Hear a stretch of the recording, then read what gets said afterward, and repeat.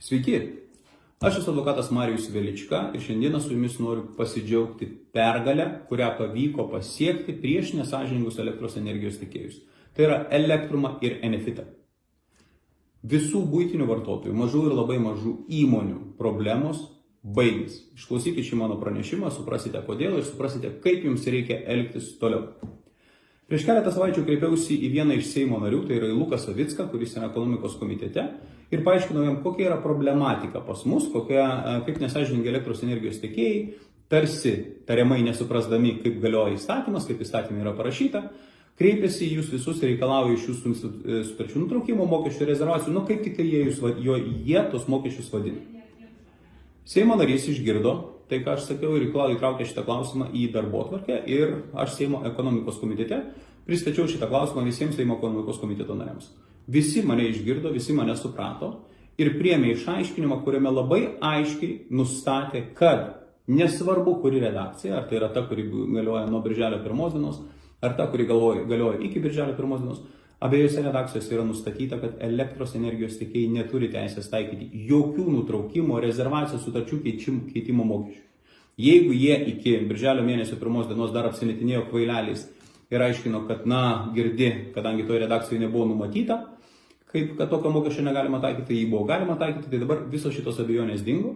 Reikia pasakyti, kad teisininkam visiems buvo aišku, kad tokių mokesčių taikyti negalima, tačiau kaip matot, nesąžiningai besielgiantis Elektrumas ir Enefitas tokį mokestį bandė taikyti, tokiu būdu bandydami pasipinigauti.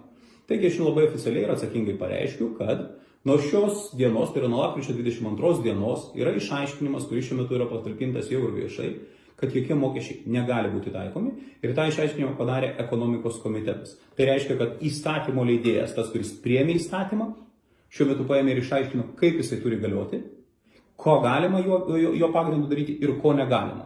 Taigi, visos pretenzijos, kokios jums yra pareikštos iš Intrumo, iš Enefito, iš Elektrumo, viskas, pamirškite ir nebekreipkite dėmesio. Neatrašinėkit jų laiškus, nesivarginkit, neapsikraukit, siųskit juos kuo toliau nuo savo durų, absoliučiai į juos nereaguodami ir juos ignoruodami.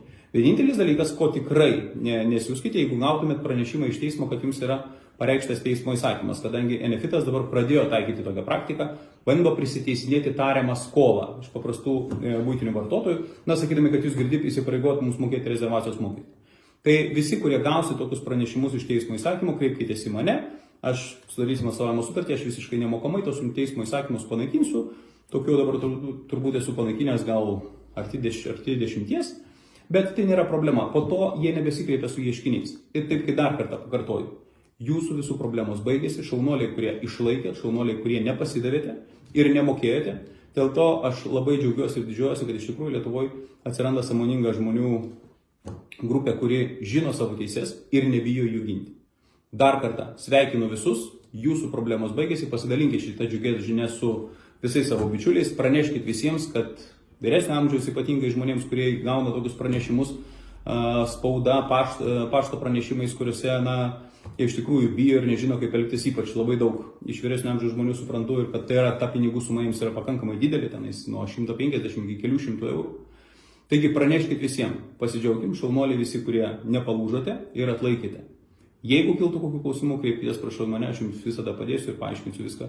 Ir vėlgi tai pasakysiu, tai padarysiu visiškai nemokamai vien dėl to, kad mes kaip tauta turim atstovėti prieš tokius nesąžiningus elektros energijos tiekėjų veiksmus ir mes šitą dalyką padarėme. Dėkuoju jums.